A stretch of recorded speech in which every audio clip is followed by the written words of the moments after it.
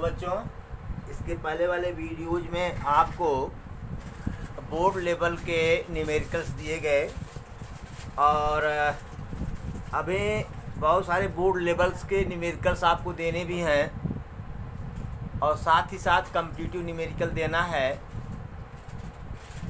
तो घबराइएगा मत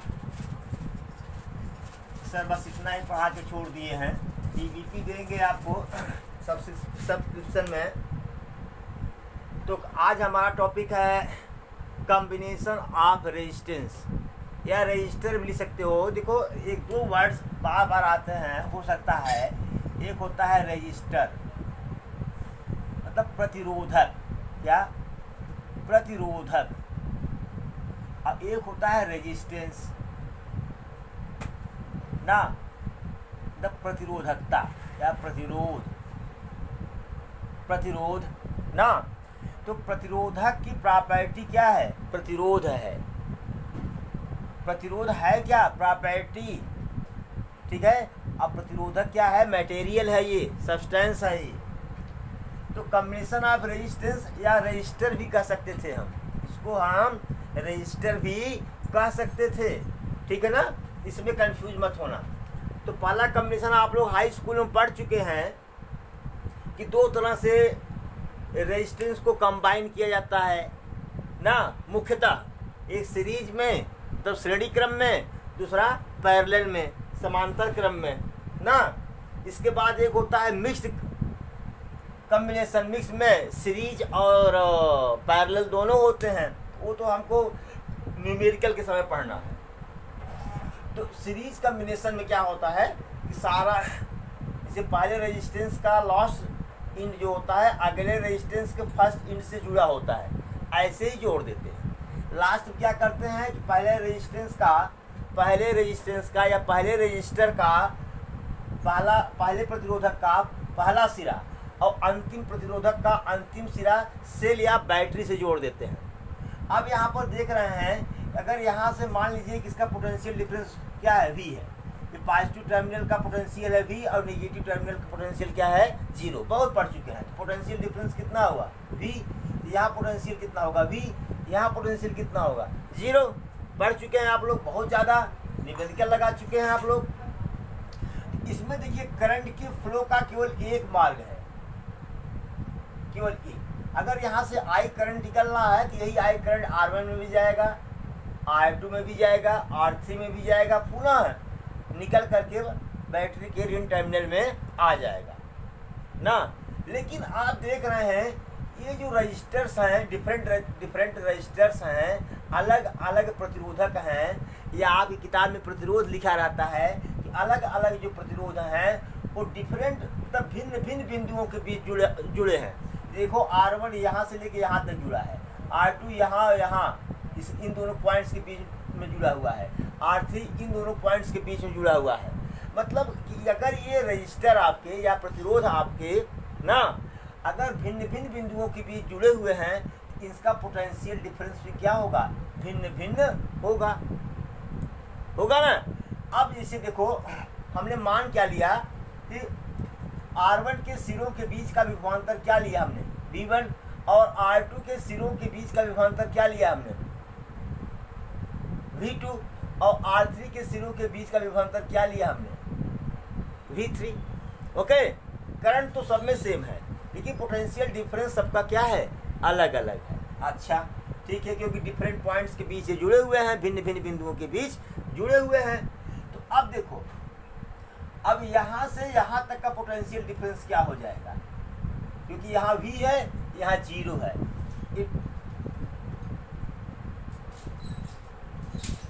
यहाँ से यहाँ तक का पोटेंशियल डिफरेंस क्या होगा? V। यानी जो V होगा ये इसके सम के बराबर होगा। V बराबर V1 plus V2 plus V3। Okay, तो यहाँ पर हमने थोड़ा सा थियरी दे रखा है आपको। इन सीरीज कॉम्बिनेशन, श्रेणी क्रम में same current flows through each resistor, श्रेणी क्रम में प्रत्येक प्रतिरोधक में समान धारा बहती है। Different registers are connected between different points ना ऑफ सर्किट ना। कर रहा है कि भिन्न भिन्न प्रतिरोध परिपथ के भिन्न भिन्न बिंदुओं के बीच जुड़े हुए हैं। So all register have different potential difference.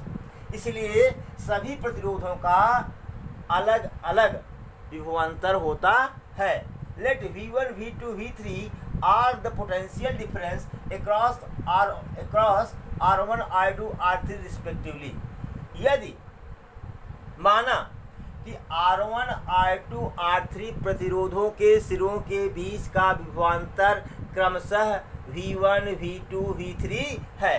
ये potential difference of cell V, अगर सेल का पोटेंशियल डिफरेंस क्या हो, V हो, then V equal to V1 plus V2 plus V3। Okay बेटा, अब मेरे ख्याल से ये पोर्शन में मिटा दूँ तो कोई फर्क नहीं पड़ेगा। आप लोग नोट कर लीजिए इसको, यहाँ से चलता तो ठीक है। अच्छा, अब अगर पूरे सर्किट का इक्विवेलेंस पोटेंशियल क्या हो, RE, equivalence potential difference of circuit, यार पोटेंशियल डिफरेंस नहीं यार, इक्विवेलेंस रेजिस्टेंस ऑफ सर्किट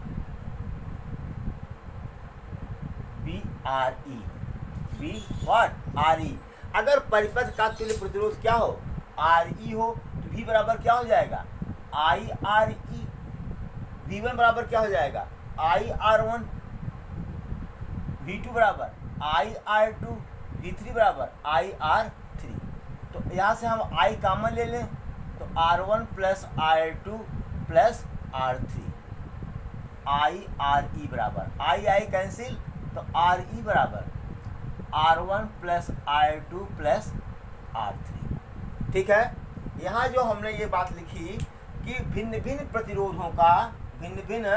प्रतिरोधों का विभवांतर क्या है, अलग अलग है। लेकिन बेटा जरा यहाँ ये सोचो, अगर हमने ऐसा सर्किट ले लिया, ए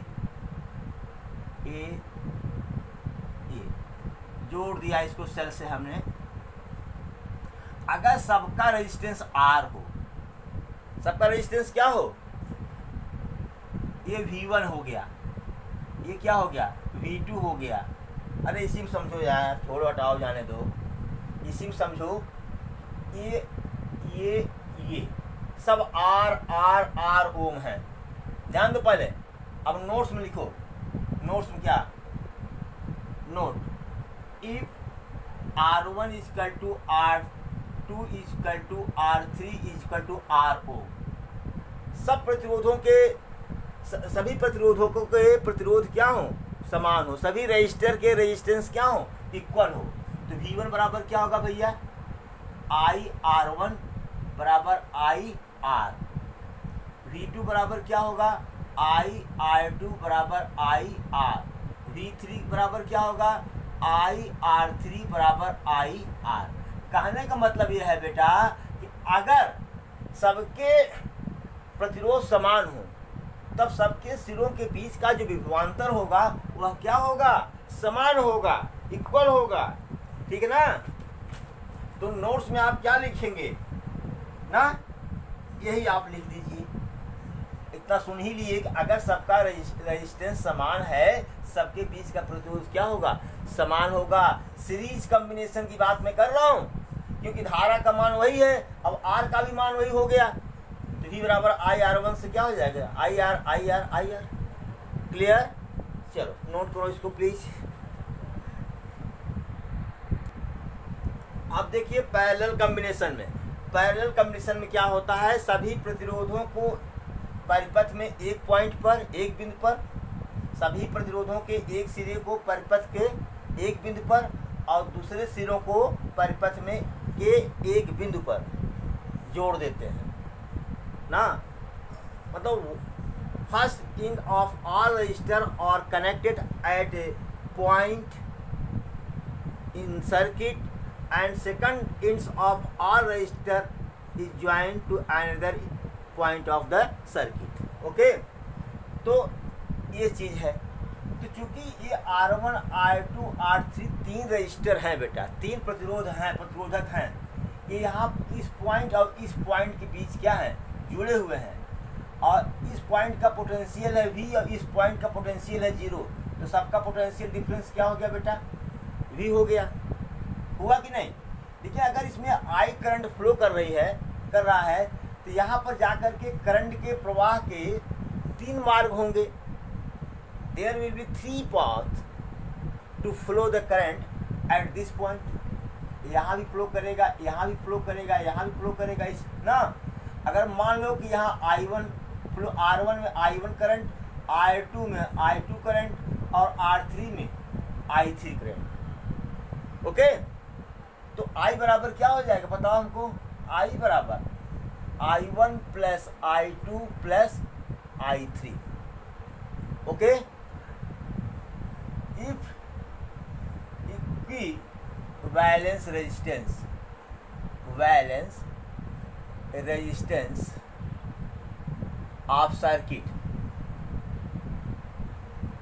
बी आर ई, तो V बराबर आई आर से क्या होता है बेटा? V बराबर आई आर से I equal to V upon R ना, V अपान आर होता है ना। तो यहाँ क्या हो जाएगा? V upon R E. यहाँ क्या हो जाएगा? V अपान R1 I1 की जगह पर। यहाँ क्या हो जाएगा? V upon R2 plus V upon R3। V common ले लो, V upon R E equal to V common ले लो, 1 upon R1 plus 1 upon R2 plus 1 upon R3। V cancel, यानी 1 अपान आर ई बराबर 1 upon R1 plus 1 upon R2 plus 1 upon R3। Okay, ये हो गया equivalence resistance की value आ गई। इतना नोट करिए आप, फिर बात करता हूँ। ध्यान दीजिएगा कि अगर ये रेजिस्टेंस समान हो, ध्यान दीजिए, if R1 is equal to R2 is equal to R3 is equal to what? R हुआ। तीनों रेजिस्टेंस क्या है? इक्वल हैं। तो 1 अपान आर ई बराबर क्या होगा? 1 upon R plus 1 upon R plus 1 upon R. 1 upon R ई बराबर 3 अपान आर ना, बोलो भाई। 3 अपान आर होगा, यानी आर ई बराबर R/3। क्लियर सी बात है। जो इक्विवेलेंस पोटेंशियल होगा, रेजिस्टेंस होगा,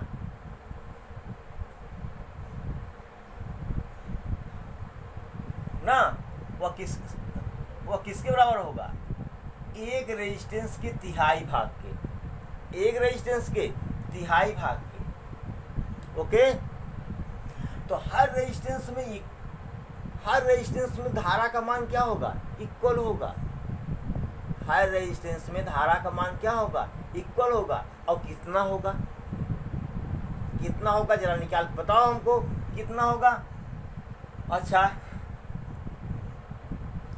V equal to I R ना, R equal to V upon I। चलो अब यहाँ से उल्टा चलते हैं। फिर V अपान I, आर ई बराबर V upon I is equal to what? V अपान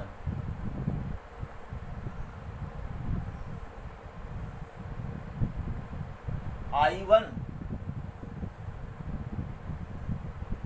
हाँ, कैसे निकाले थे जी?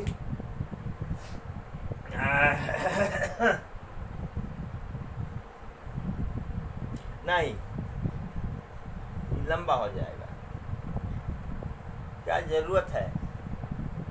हाँ ठीक है, अभी रुके रहो, यहाँ पर रुके रहो। तो R/3 हो गया। मतलब तीन रेजिस्टेंस अगर इक्वल हैं तो क्या हो जाएगा? R/2। अगर दो रेजिस्टेंस हैं, ऐसे ऐसे, ये आर ए आर, तो आर ई बराबर क्या हो जाएगा, R/2 करके देख लो। अगर 4 रेजिस्टेंस हैं, कितने, 4 रेजिस्टेंस हैं, 4 रेजिस्टेंस हैं, सब के सब कहाँ जुड़े हुए हैं, सीरीज में, पैरेलल में ना, और सबके वैल्यू क्या हैं, इक्वल हैं, तो आर ई बराबर क्या हो जाएगा, R/4, आर ई बराबर R/4। क्लियर है, ये आर ई। तब क्या होगा, जब रेजिस्टेंस इक्वल होंगे तो सब में करंट क्या होगा, इक्वल होगा। तो I1 बराबर I2 बराबर क्या होगा, I3 बराबर I डैश मान लो। तब I बराबर क्या होगा, I1 plus I2 plus I3, I बराबर I dash plus I dash plus I dash. बोलो भाई, भाई देखो, अगर रेजिस्टेंस इक्वल होंगे तो करंट भी सब में समान फ्लो करेगा, यानी 3I डैश बराबर क्या, I, यानी I डैश बराबर क्या हो जाएगा, I/3। तो जैसे देखो, रेजिस्टेंस 1/3 हो गया, करंट भी क्या हो जाएगा, पूरे का 1/3 हो जाएगा। अगर 2 है, अगर 2 ही रेजिस्टर लगे हैं यहाँ पर, तो I डैश बराबर क्या हो जाएगा, I/2। अगर 4 रजिस्टर लगे हैं तो I डैश बराबर क्या हो जाएगा, I/4। चारों रजिस्टर अगर इक्वल हैं तो ठीक है। अच्छा, क्वेश्चंस में अक्सर हमको 2 प्रतिरोध मिलते हुए हैं। अगर 2 प्रतिरोध हैं तो क्या करेंगे, तार से उसको देख लेते हैं, इसके बाद आते हैं न्यूमेरिकल पर। हम थोड़ा फास्ट पढ़ाए हैं बेटा, क्योंकि आप लोग पढ़ चुके हैं इसको। 1/RE बराबर 1/R1 प्लस 1/R2। तो एलसीएम क्या हो जाएगा बेटा, R1 R2, यहाँ हो जाएगा R1 प्लस R2, तो RE बराबर R1 R2 upon R1 plus R2। थोड़ा सा इसलिए कह रहा हूँ बेटा, कॉम्पिटिटिव एग्जाम में फटाफट करना होता है। अब हाई स्कूल की तरह नहीं कि 1 घंटा में आप इक्विवेलेंस रेजिस्टेंस निकाल रहे हैं, ऐसा नहीं होगा। ठीक है, आपको हम क्लासिकल मेथड भी बताएंगे कि जैसे बोर्ड में आपको करना है, जिस पर नंबर मिलता है स्टेप बाय स्टेप, ठीक है, वो भी बताएंगे और शार्ट भी बताएंगे, ऐसे मारिए खट से। ओके बेटा, चलो न्यूमेरिकल लेते हैं। चलो बेटा, अब ये क्वेश्चन है, ये फिगर आप देख रहे हैं, इसमें 2 चीज़ पूछा है। RAB, ए और बीच का इक्विवेलेंस रेजिस्टेंस कितना है, तुल्य प्रतिरोध कितना है, 2 करंट इन ईच रेजिस्टेंस। ये भैया पहले तो हम ये निकाल लेते हैं, ये तो जबानी बता देंगे ना। यहाँ अगर I करंट जा रहा है बेटा, तो चूंकि दोनों, अभी बताया कि दोनों रेजिस्टेंस क्या है, समान है, तो समान भागों में बढ़ जाएंगे। यहाँ I/2, यहाँ I/2। फिर वही करंट I यहाँ से निकला और दोनों रेजिस्टेंस क्या है, समान है। फिर यहाँ पर करंट क्या हो जाएगा, I/2, यहाँ क्या हो जाएगा, I/2। इसका तो आंसर हो गया कि each resistance has I/2 current ना। पहले तो इक्विवेलेंस देखता हूँ, इक्विवेलेंस रेजिस्टेंस देखता हूँ। चलो, अब मान लीजिए ये पॉइंट क्या है, C है, मान लिया ABC। अब बताओ, यहाँ से जो करंट जा रहा है, यहाँ 2 मार्गों में बढ़ रहा है, ये I1 है, ये क्या है, I2 है। जब करंट अलग अलग है, ये रजिस्टर किस सीरीज में है ना, सॉरी, किस प्रकार के कॉम्बिनेशन में है, सीरीज कॉम्बिनेशन में है, सॉरी पैरेलल कॉम्बिनेशन है। तो 1/RAC बराबर 1/2 plus 1/2 that is equal to 2/2 equal to 1 ohm. तो RAC बराबर कितना हुआ, 1/1, मतलब 1 ओम, 1 ओम। फिर यहाँ देखिए, ये हो गया। अब 1/RCB 1/3 प्लस 1/3 इक्वल टू 2/3। तो RCB बराबर क्या हो जाएगा, 3/2 बराबर 1.5 ओम। हो गया। अब अगर इस सर्किट को हमको सिंपली दिखाना हो तो हम ऐसे दिखा देंगे, ऐसे ऐसे। अब देखो ये आर, ये था, ये सी था, ये क्या था, बी था। आर ए सी का मान कितना आया 1 ओम, आर सी बी का मान कितना आया 1.5 ओम। देखो अगर हम चाहते तो यहाँ आर सी बी का मान सीधे क्या लिखते, R/3, सॉरी R/2, 3/2, 1.5। देखो जल्दी से यहाँ पर क्या लिखते, आर ए सी कितना लिखते, R/2, 2/2 बराबर 1 ओम। ठीक ना, 60 में सब इक्वल हैं। देखो पहले 60 में हम लिख देते, यहीं पर तार से लिखते, तो ये 1 ओम, ये 1 ओम। अब ये किस में है, ये सीरीज में है। क्या है, सीरीज में है। तो आर ए बी बराबर क्या हो जाएगा, R A C plus R C B बराबर 1 प्लस 1.5 बराबर 2.5 ओम। दिख रहा है कि नहीं, दिख तो रहा है भाई। ठीक है, इतना ओम हो गया। नोट करिए प्लीज। अच्छा अब बताओ, यहाँ I1, यहाँ I2, यहाँ भी क्या है I3, यहाँ क्या है I4। तो यहाँ I1 कितना हो जाएगा I/2, क्यों, रेजिस्टेंस इक्वल है। I2 कितना हो जाएगा I/2, क्यों, रेजिस्टेंस क्या है, इक्वल है। और I3 कितना हो जाएगा I/3, सॉरी I/2, क्योंकि यही I 2 बराबर भागों में बढ़ जाएगा। I4 कितना हुआ I/2। हर रेजिस्टेंस में I/2 करंट फ्लो कर रहा है। अगर I का मान दे देता, इसे मान लो 4 एम्पियर, तो यही 4 रख देते, 6 एम्पियर तो 6 रख, I की जगह 6 एम्पियर रख देते ना, न्यूमरल वैल्यू आ जाती। Note it please. चलो बेटा, क्वेश्चन नंबर 2 देख रहे हैं, सर्किट आप परिपथ देख रहे हैं। करा ए और बी के बीच का तुल्य विभवांतर क्या है। एक काम करो, अगर ना समझ में आए ना तो यहाँ से ऐसे एक सेल जोड़ दिया करो, तो यहाँ से करंट आई को निकाल दिया करो। यहाँ से गया करंट आई, अब यहाँ देखो बढ़ जा रहा है। ये मान लो I1 है, ये क्या है I2 है।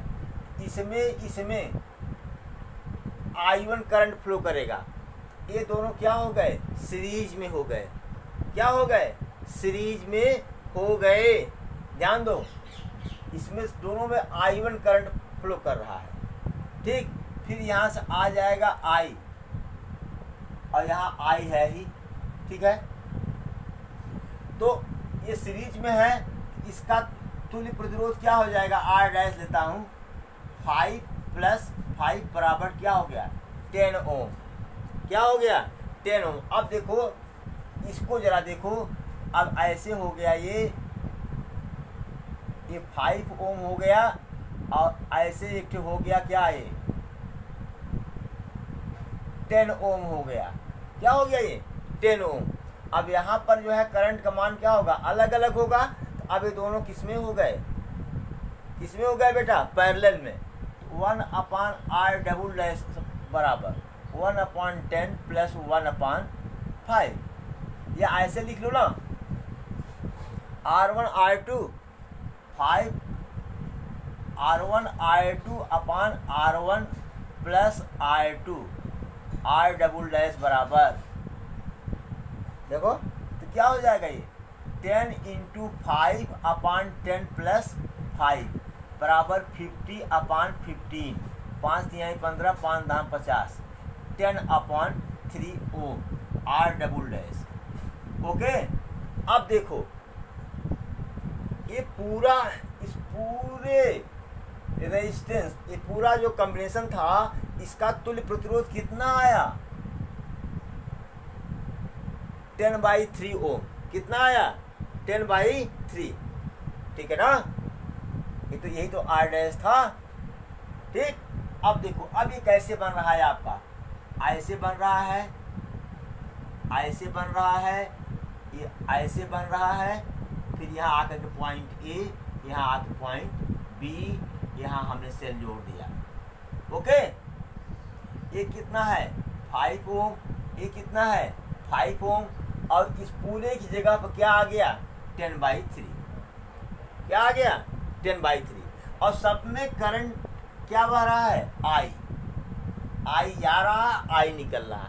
अब ये किसमें हो गए सीरीज में हो गए, तो आर ई बराबर क्या हो जाएगा 5 + 10/3 + 5/1/1। ओके बेटा, एलसीएम कितना हुआ 3 ना, 1 3 15 हुआ, प्लस 10 हुआ, प्लस 15 हुआ, बराबर 40/3 ओम। क्या आया 40/3 ओम। ठीक है, ये क्लासिकल मेथड है, और इसको नोट करिए। अगर हमको करना होता तो कैसे करते, देखो पहले, अब भाई जब कॉम्पिटिटिव लेवल में जाओगे तुरंत क्या करते 5 5 10 और 1/10, ये कितना हुआ 10 हुआ, ये 10 हुआ, ये 5 हुआ, पैरेलल में है, तो RE बराबर R1 × I2/R1 + I2, ये भी नहीं लिखते, 10 × 5/10 धन 5 15 सीधा लिखते, 5 3 15 10/3, और ये तीनों क्या हो गए सीरीज में 5 धन 10/3 धन 5 बराबर 5 से 3 × 15 3 × 15 15 15 30 10 40 40/3 ओम। तुरंत निकालते बेटा। अब इस रेजिस्टेंस को निकालने के लिए अगर इतना समय हम लगाएंगे तो नीट और जेईई मेन कैसे क्रैक करेंगे बेटा, नहीं कर पाएंगे ना, तो फटाफट हमको करना होगा। इतना कैलकुलेशन ये तो रफ पर कर लेते हैं, छोटे में बहुत थोड़े में इसको निकाल लेते हैं, ठीक है, लेकिन भाई बोर्ड लेवल में आपको दिखाना पड़ेगा स्टेप। चलो बेटा एक क्वेश्चन और देख लो, लास्ट क्वेश्चन है ये आज की वीडियो का। ये सर्किट देख रहे हो 10 ओम 10 ओम 10 ओम 10 ओम, यहाँ ये स्विच लगी हुई है, ये पॉइंट ए है, ये पॉइंट बी है। कह रहा है फाइंड RAB, मतलब परिपथ का तुल्य प्रतिरोध, ए और बी के बीच का तुल्य प्रतिरोध।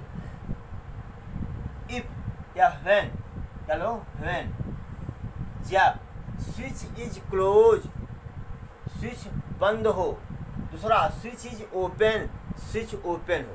तो पहला करता हूँ, पहला कि स्विच क्या है क्लोज है, तो क्लोज है बेटा मेरे, जब क्लोज है तो इसका मतलब कि 2 हो गया, 2 पार्ट हो गए, ये क्लोज कर दिया, ये देखो, ये पॉइंट ए, ये पॉइंट बी, ये 10 ओम, ये 10 ओम, ये 10 ओम, ये 10 ओम ना। अब कर लेना यार, मैं डायरेक्ट कर रहा हूं, इसका फर्स्ट का और सेकंड का ना, ये पॉइंट सी ले लो यहाँ पर यार, जाओ फर्स्ट सेकंड क्या। अब RAC बराबर क्या हो जाएगा R/2 10/2 5 ओम, 1/R1 + 1/I2 करके देख लेना, यही आएगा। RCB बराबर क्या हो जाएगा R/2 10/2 बराबर 5 ओम। अब क्या हो गए, अभी 5 ओम और 5 ओम क्या हो गए बेटा, ये सीरीज में हो गए, क्या हो गए सीरीज में हो गए ना, ए और बी। तो RE बराबर क्या हो जाएगा बेटा 5 + 5 बराबर क्या हो गया 10 ओम, क्या हो गया 10 ओम। अपना 1/R1 + 1/I2 करके देख लेना, यही आएगा, नोट करो 10 ओम, ठीक है। And when switch is open, चलो भाई अगर स्विच ओपन है, सेकंड पार्ट देखो पहले, सेकंड पार्ट, अगर स्विच ओपन है इसका मतलब ये कुछ नहीं है, इसका मतलब ये कुछ है ही नहीं। सोचो यहाँ से जो करंट गया I, इधर हो गया I1, इधर हो गया I2, इसमें तो करंट आ ही नहीं रहा है, यहाँ भी I1, यहाँ भी I1, यहाँ भी I2, यहाँ भी I2, यहाँ क्या निकला I। ये दोनों किसमें हैं सीरीज में, ये दोनों किसमें हैं सीरीज में, और दोनों मिल करके आपस में क्या है बेटा पैरेलल में, ठीक ना। पहले R' निकालो, 10 + 10 बराबर क्या 20 ओम, R" निकाल दो, 10 + 10 बराबर क्या 20 ओम।